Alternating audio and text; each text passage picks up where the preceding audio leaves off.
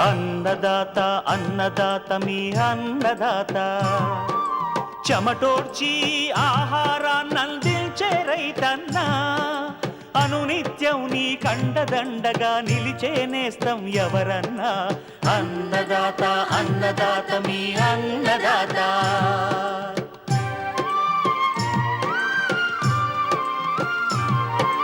నూతన రీతుల సాగుబడికి, నూరింతలు పెరిగే దిగుబడికి సూచనలిచ్చే సస్య రక్షణకు, పశు పోషణకి శాస్త్ర విజ్ఞానం అందించి ముందుకు నడిపే తెలుగు రైతు భారతదేశానికి మకుటం అయ్యేలా తీర్చిదిద్దే ఆశయంతో మిమ్ము మేలు కొలిపేది అన్నదాత. అన్నదాత అన్నదాత మీ అన్నదాత. అన్నదాత అన్నదాత మీ అన్నదాత. అన్నదాత ప్రేక్షకులకు నమస్కారం. ఈనాటి ముఖ్యాంశాలు: నెల్లూరు జిల్లాలో వేసిన రబీ వరిలో సుడిదోమ, కంకినల్లి నివారణ. పత్తి పంట చివరి దశలో రైతులు దృష్టి పెట్టాల్సిన అంశాలు. పశు పోషకుల పాలిట కల్పతరువు అజొల్లా, పెంపక విధానంలో మెలకువలు. ఇంకా జై కిసాన్ వ్యవసాయ సమాచారం.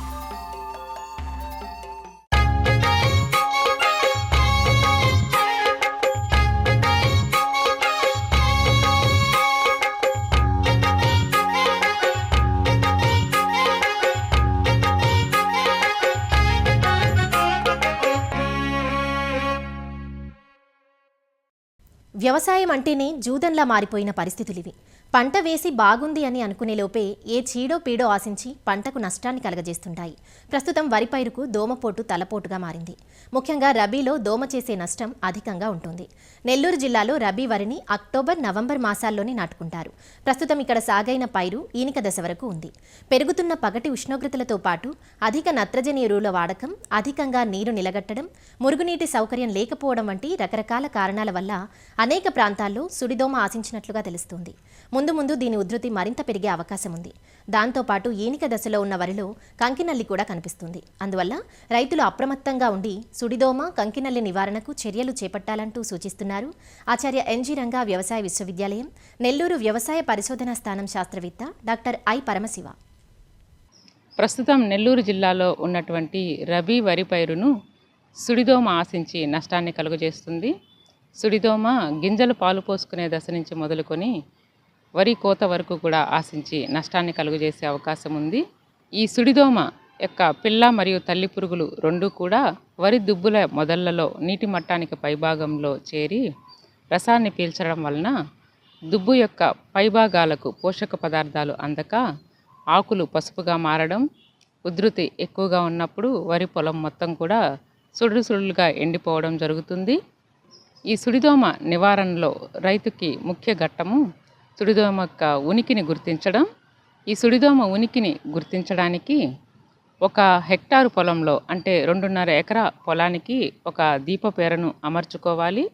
లేదంటే ప్రతి 3-4 రోజులకు ఒకసారి పొలంలో తిరుగుతూ వరి దుబ్బుల యొక్క మొదళ్లలో ఈ సుడిదోమ యొక్క ఉనికి కోసం గమనించాలి.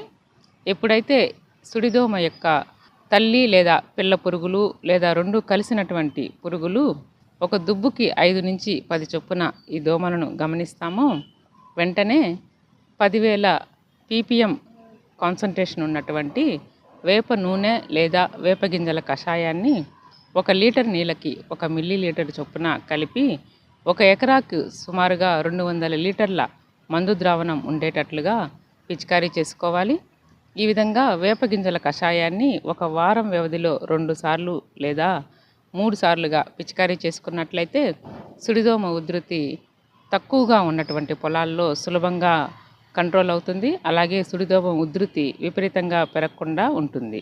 సుడిదోమ ఉధృతి ఎక్కువగా ఉన్న పొలాల్లో ఒక దుబ్బుకి 50 నుంచి 100 దోమల చొప్పున ఉన్నట్లయితే వెంటనే ఇమిడాక్లోపిరిడ్ అనే మందును 1 ఎకరాకి 60 మిల్లీలీటర్ల చొప్పున లేదా థయామిథాగ్జామ్ అనే మందును 1 ఎకరాకి 40 గ్రాముల చొప్పున లేదా పైమెట్రోజన్ అనే మందుని 1 ఎకరాకి 120 మిల్లీలీటర్ల చొప్పున పిచికారీ చేసుకున్నట్లయితే ఈ పైన చెప్పినటువంటి ఏదో ఒక్క మందును మాత్రమే పిచికారీ చేసుకున్నట్లయితే సుడిదోమని కంట్రోల్లోకి తీసుకురావచ్చు.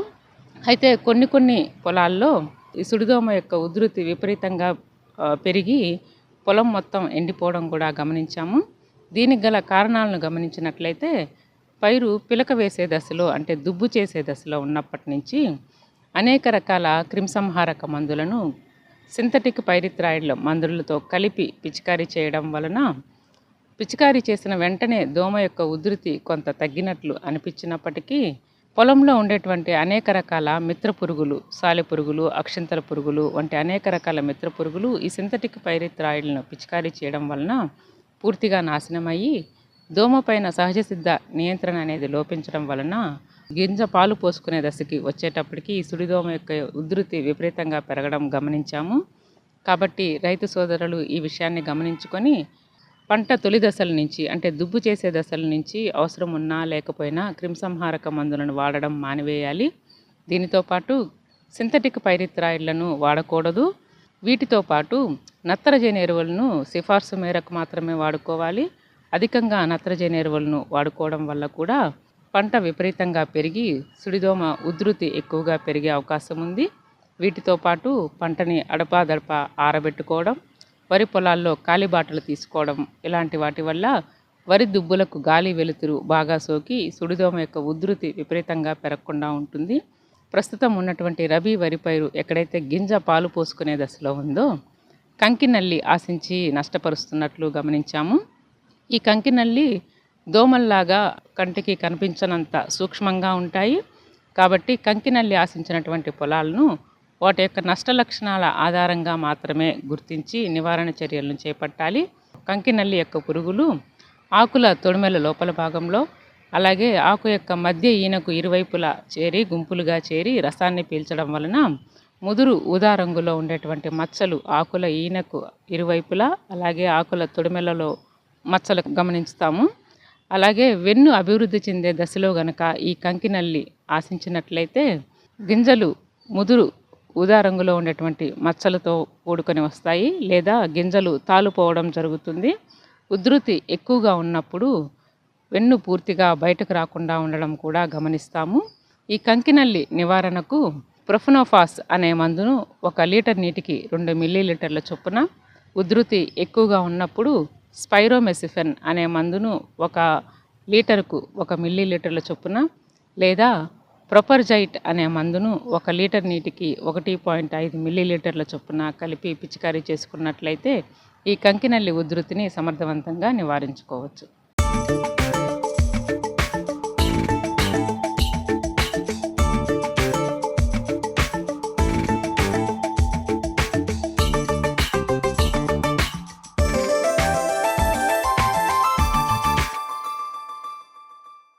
పత్తి తీతలు అన్ని ప్రాంతాల్లోనూ దాదాపు పూర్తయ్యాయి. ఇప్పటికే రైతులు పంటను సైతం అమ్ముకున్నారు. అయితే కొద్దిమంది రైతులు మాత్రం పంటను నీరు కట్టి పొడిగించే ప్రయత్నంలో ఉన్నారు. కానీ ఇది ఎంత మాత్రం మంచిది కాదని, ఎట్టి పరిస్థితుల్లోనూ పత్తి పంటను పొడిగించే ప్రయత్నాలు చేయొద్దని నిపుణులు సూచిస్తున్నారు. దీనివల్ల పత్తిలో గులాబీ రంగు పురుగు మున్ముందు పంట కాలాల్లో తన ప్రతాపం చూపిస్తుందని హెచ్చరిస్తున్నారు. పత్తి తీతల అనంతరం పంట వ్యర్థాలను వదిలివేయకుండా వెంటనే కలియదున్నాలని సూచిస్తున్నారు. గులాబీ పురుగు జీవిత చక్రాలకు అడ్డుకట్ట వేయాలంటే పత్తి పంటను పొడిగించరాదంటున్న ఆచార్య ఎన్జీ రంగా వ్యవసాయ విశ్వవిద్యాలయం ప్రధాన శాస్త్రవేత్త డాక్టర్ సుధారాణి నుంచి అన్ని వివరాలు తెలుసుకుందాం. ఖరీఫ్ పత్తి పంట దాదాపు పూర్తయింది. రైతాంగం అంతా పత్తి తీతలు పూర్తి చేశారు. నెక్స్ట్ సీజన్ కోసం సమాయత్తం అవుతున్నారు. ఇక్కడ చాలా ముఖ్యమైన విషయాన్ని ఇప్పుడు నేను ప్రస్తావించదలుచుకున్నాను. పత్తి పంటలో మనకి గులాబీ రంగు పురుగు ఉధృతి గత 4-5 సంవత్సరాలుగా చాలా ఎక్కువగా ఉంటుంది. మనం కేవలం పంట ఉన్నప్పుడు జాగ్రత్తలు తీసుకుంటే సరిపోదు. పత్తి తీతలు పూర్తయిన తర్వాత కూడా తప్పనిసరిగా కొన్ని యాజమాన్య ప్రక్రియలు పాటిస్తే కనుక రాబోయే పంట కాలంలో మనకి గులాబీ రంగు పురుగు ఉధృతి అదుపులో ఉంటుంది. ఇప్పుడు చేయాల్సిన ముఖ్యమైన యాజమాన్య ప్రక్రియలు కొన్ని ఉన్నాయి. పత్తి తీయడంతో పంట పూర్తయింది అనుకోవడానికి లేదు. ఆఫ్ సీజన్ మేనేజ్మెంట్, పంట తీసిన తర్వాత ఏం చేయాలి, పంట ఉన్నప్పుడు ఏం చేయాలి, పంట ముందు ఏం చేయాలి, ఈ 3 కూడా చాలా చాలా ముఖ్యమైన ప్రక్రియలు. ఏటి కోసం అంటే గులాబీ రంగు పురుగును అదుపులో ఉంచుకోవడం. తీతలు పూర్తయిన వెంటనే కూడా మన పొలంలో షెడ్డర్ నడిపి పత్తి కట్టనంతా చిన్న చిన్న ముక్కలుగా చేసుకుని నేలలో కలియదున్నుకోవాలి. దీనివల్ల ఏమవుతుందంటే నిద్రావస్థలో ఉన్న ప్యూపా స్టేజ్, నిద్రావస్థ ప్యూపా అంటాం కదా, అలాంటి అన్నీ కూడా నాశనం అయిపోవడం జరుగుతుంది. ఇది చాలా ముఖ్యంగా పాటించాల్సిన ప్రక్రియ. ఎటువంటి పరిస్థితుల్లో కూడా పత్తి కట్టని పొలంలో కానీ ఇంటి వద్ద కానీ వంట చెరుక వాడడానికి ఉంచకూడదు. అలాగే పత్తిని ఇంటి దగ్గర కూడా వీలైనంత నిల్వ ఉంచకుండా ఉండడం మంచిది. తర్వాత వేసవిలో లోతు దుక్కులు తప్పనిసరిగా చేపట్టాలి. జిన్నింగ్ మిల్ యాజమాన్యం కూడా కొంత జాగ్రత్త వహించి తప్పనిసరిగా వారి మిల్లులలో అక్కడక్కడ ఈ లింగాకర్షక బుట్టలు ఏర్పాటు చేసుకొని దాంట్లో పడ్డ మగరెక్కల పురుగులన్నీ కూడా నాశనం చేయాలి. అలాగే పుచ్చుగింజలన్నీ కూడా జిన్నింగ్ తర్వాత వచ్చిన పుచ్చుగింజలను కూడా నాశనం చేయడం ద్వారా కూడా మనకి రాబోయే పంట కాలంలో గులాబీ రంగు పురుగు వృద్ధి తక్కువగా ఉండడం, అదుపులో ఉండడానికి కూడా అవకాశం ఉంటుంది. పంట వేసుకోబోయే ముందు కూడా ఒక ప్రాంతంలోని రైతాంగం అంతా కూడా వీలైనంత వరకు చాలా తక్కువ వ్యవధిలో వేసుకోవాలి. దఫదఫాలుగా వేసుకోవడం, ఒక ఊళ్ళో వాళ్ళంతా కూడా ఒక నెల రోజుల వ్యవధి అట్లా కాకుండా ఒక వారం రోజుల వ్యవధిలో వేసేసుకుంటే చాలా బాగుంటుంది. వీలైనంత వరకు తక్కువ కాలపరిమితి రకాలని మనం ఎంచుకోవాలి. తప్పనిసరిగా అసలు పొరపాటును కూడా సమ్మర్ కాటన్ వేయొద్దండి. సమ్మర్ కాటన్ అసలు ఎంకరేజ్ చేయడం లేదు. వేసవి పత్తికి మాత్రం వెళ్ళకండి. ఉన్న పంటను కూడా తీతలు పూర్తవ్వగానే కూడా ఇంకా వర్షం పడుతుంది, ఎరువు వేసుకుందాం, నీరు పెడదాం, పంటని పొడిగిద్దాం అని మాత్రం అనుకోవద్దు. దీనివల్ల గులాబీ రంగు పురుగుకి కంటిన్యూస్గా ఆహారం దొరుకుతుంది. దానివల్ల రాబోయే పంట కాలంలో చాలా త్వరగా ఆశించడానికి వీలవుతుంది. కాబట్టి వేసవి పత్తి సాగు చేయకండి. పంట 160 రోజుల నుంచి 180 రోజుల లోపల పంటను తీసేసి మనకి ఉన్న వసతిని బట్టి నీరు ఉంటే మొక్కజొన్నకు కానీ అపరాలకు కానీ ఇంకొక రెండో పంటకు వెళ్ళడం చాలా ముఖ్యం. ఇలాగే పంటని 200 రోజులు ఫిబ్రవరి దాకా మార్చి దాకా మాత్రం పొరపాటును కూడా పొడిగించకండి. వీలైనంత త్వరగా తీసేస్తే రెండో పంటకు వెళ్ళొచ్చు. రాబోయే పంట కాలంలో పత్తి గులాబీ రంగు పురుగు ఎక్కువ ఆశించకుండా మనం కాపాడుకున్న వాళ్ళం అవుతాం.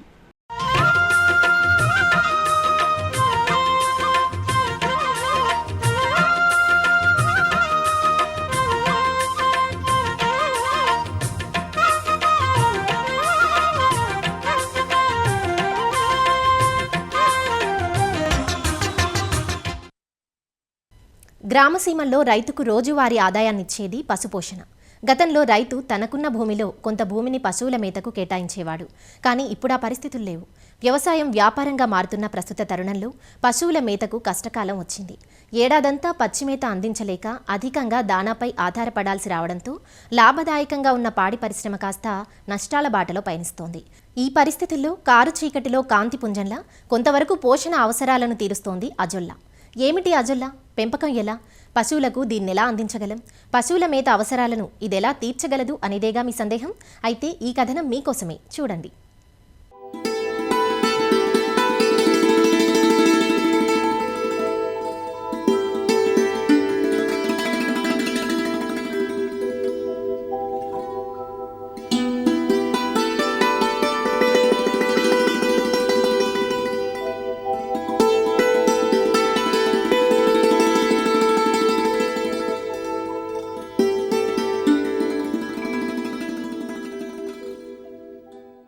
అజొల్లా ప్రకృతి రైతుకు ప్రసాదించిన అద్భుత వరం. పశుపోషణలో రైతులెదుర్కొంటున్న మేత కొరతను కొంతవరకు తీర్చగలదు ఈ అజొల్లా. కేవలం పాడి పశువులకే కాదు, కోళ్లు, గొర్రెలు, మేకలు, పందులు, కౌజు పిట్టలు, చేపలు ఇలా అన్నింటి మేత అవసరాలను అజొల్లా తీర్చగలదు. అజొల్లాలో 25 నుంచి 35% ప్రోటీన్లు ఉంటాయి. పశువుకు ఇచ్చే దానాతో పోలిస్తే 2 కిలోల అజొల్లా 1 కిలో దానాతో సమానమని తేలింది. మరి కిలో దానాకయ్యే ఖర్చు దాదాపు 20 నుంచి 25 రూపాయలుగా ఉంటే అజొల్లాను 2 కిలోలు ఉత్పత్తి చేయాలంటే కేవలం 2 రూపాయలు మాత్రమే ఖర్చు అవుతుంది. పైగా అజొల్లాను పశువులకు మేపటం వల్ల 15 నుంచి 20% పాల దిగుబడి, పాలలో వెన్న శాతం కూడా పెరుగుతోందని రైతుల అనుభవాలు తెలియజేస్తున్నాయి. అజొల్లా ఫెర్న్ జాతికి చెందిన నాచు మొక్క. ఇది నీటిపై తేలియాడుతూ పెరుగుతుంది. అజొల్లా పెంచేందుకు నీరు నిల్వ ఉండని ఎత్తైన ప్రాంతాలను ఎన్నుకోవాలి. పెంపకానికి 10 సెంటీమీటర్ల లోతు, 2.5 మీటర్ల పొడవు 1.5 మీటర్ల వెడల్పు ఉన్న తొట్లు అవసరం. ఇందుకోసం ఇటుకలతో శాశ్వత తొట్ల నిర్మాణాలు కానీ లేదా 150 GSM మందం గల పాలిథీన్ షీటును గాని ఉపయోగించుకోవచ్చు. ఇందులో 30 నుంచి 35 కిలోల సారవంతమైన మెత్తటి మట్టిని షీట్ మీద సమంగా పరవాలి. ఒక చదరపు మీటర్కు 10 నుంచి 15 కిలోల మట్టి ఉండేటట్లు చూసుకోవాలి. ఈ మట్టి అజొల్లా పెరుగుదలకు తోడ్పడుతుంది. 4 నుంచి 5 కిలోల ఆవు పేడను 15 నుంచి 20 లీటర్ల నీటిలో కలిపి ఆ మిశ్రమానికి 40 గ్రాముల సూపర్ ఫాస్ఫేట్ కలిపి తొట్టె మొత్తం నలువైపులా పోసుకోవాలి. అజొల్లా సక్రమంగా పెరగాలంటే సూక్ష్మ పోషకాలను అందించాల్సి ఉంటుంది. దీనికోసం 20 గ్రాముల మినరల్ మిక్చర్ను పేడతో కలిపి తొట్టెలో చల్లుకోవాలి. ఇవన్నీ వేసిన తర్వాత తొట్టెలో 7 నుంచి 10 సెంటీమీటర్ల వరకు నీటి మట్టం ఉండేటట్లు చూసుకోవాలి. ఇప్పుడు 1.5 కిలోల తాజా అజొల్లా మూల విత్తనాన్ని తీసుకొని తొట్టంతా సమంగా పడేటట్లు వెదజల్లాలి. దీనిపై మంచినీటిని కొద్ది కొద్దిగా చిలకరిస్తే తిరగబడిన మొక్కలు తిరిగి పైకి తేలుతాయి. అజొల్లా గుంతలు చెట్ల కింద ఉంటే రాలిన ఆకులు తొట్లలో పడి కుళ్ళిపోయే అవకాశం ఉంది. కాబట్టి తొట్లపై నైలాన్ వల కప్పుకుంటే మంచిది. ఇంటి పెరట్లో గాని, తోటల్లో గాని, డాబాలపై కాని ఎక్కడైనా దీన్ని సులభంగా పెంచుకోవచ్చు. కాకపోతే సూర్యరశ్మి నేరుగా బెడ్లపై పడకుండా పాక్షికంగా నీడ ఉండేటట్లు జాగ్రత్త వహించాలి.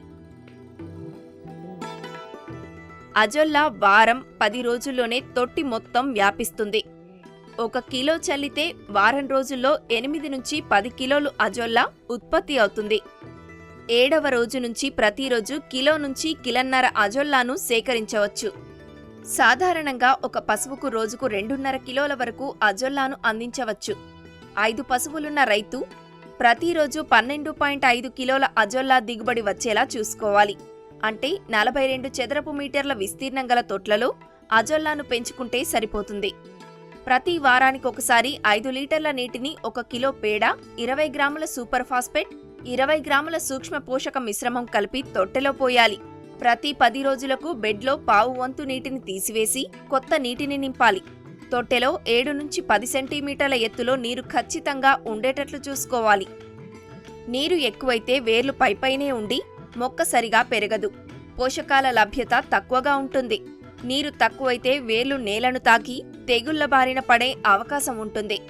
60 రోజులకొకసారి తొట్టెలో 5 కిలోల మట్టిని తొలగించి తిరిగి కొత్త మట్టితో నింపుకుంటే అజొల్లా ఆరోగ్యంగా పెరుగుతుంది. అజొల్లాను పశువులకు అందించేటప్పుడు కూడా రైతులు కొన్ని జాగ్రత్తలు తీసుకోవాల్సి ఉంటుంది. రంధ్రాలున్న ప్లాస్టిక్ బుట్టతో కానీ వెదురు గంపలతో కానీ దీన్ని సేకరించాలి. అజొల్లాను పేడ వాసన పోయే వరకు శుభ్రంగా నీటిలో కడిగి దానాతో కలిపి మేతగా అందించవచ్చు. మొదట్లో కొద్ది కొద్దిగా పశువులకు అలవాటు చేసి అటుపై 1:1 నిష్పత్తిలో దానాతో కలిపి వాడుకుంటే రైతుకు ఖర్చు తగ్గటమే కాకుండా అధిక పాల దిగుబడి పొందే అవకాశం ఉంది. సాధారణంగా పశువుల్లో ప్రతి 5 లీటర్ల పాల ఉత్పత్తికి 2 కిలోల దానాను వాడుతుంటాం. అజొల్లాను 2 కిలోలు ఇచ్చినట్లయితే 1 కిలో దానా తగ్గుతుంది. అంటే నెలకు 600 నుంచి 800 రూపాయల దానా ఖర్చు తగ్గుతుంది. పైగా 20% పాల దిగుబడితో పాటు వెన్న 1% పెరిగినట్లు పరిశోధనలు నిరూపిస్తున్నాయి. ఇవన్నీ లెక్కేసుకుంటే ఒక్కో పశువు నుంచి నెలకు 1500 రూపాయల వరకు రైతుకు అదనంగా ఆదాయం లభిస్తుంది. అజొల్లా విత్తనాన్ని తోటి రైతుల నుంచి లేదా పరిశోధనా స్థానాలు, కృషి విజ్ఞాన కేంద్రాల వద్ద నుంచి రైతులు సేకరించవచ్చు. చూశారుగా అజొల్లా వల్ల ఎన్ని ఉపయోగాలో. పెంపకానికి మీరు సిద్ధమవుతున్నారా?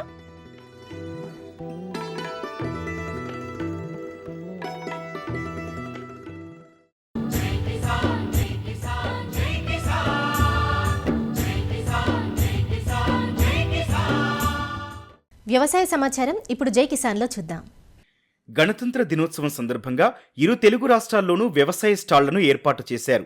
రైతులు పండించిన పంట ఉత్పత్తులు, సేంద్రియ ఉత్పత్తులు, డ్రోన్ల ప్రదర్శనను ఏర్పాటు చేశారు. ఇందులో భాగంగా ఆంధ్రప్రదేశ్లోని అల్లూరు జిల్లా పాడేరులో వ్యవసాయ శాఖ ఆధ్వర్యంలో స్కై ఏరోస్పేస్ టెక్నాలజీ సంస్థ డ్రోన్ ప్రదర్శనను ఏర్పాటు చేసింది. సాగు రంగంలో పెరుగుతోన్న డ్రోన్ల వాడకం, వాటి ప్రాముఖ్యత గురించి రైతుల్లో అవగాహన పెంచేలా ప్రదర్శన ఏర్పాటైంది. ఈ డ్రోన్ వల్ల రైతులకి చాలా మంచి ఉపయోగకర ప్రయోజనాలు ఉన్నాయి.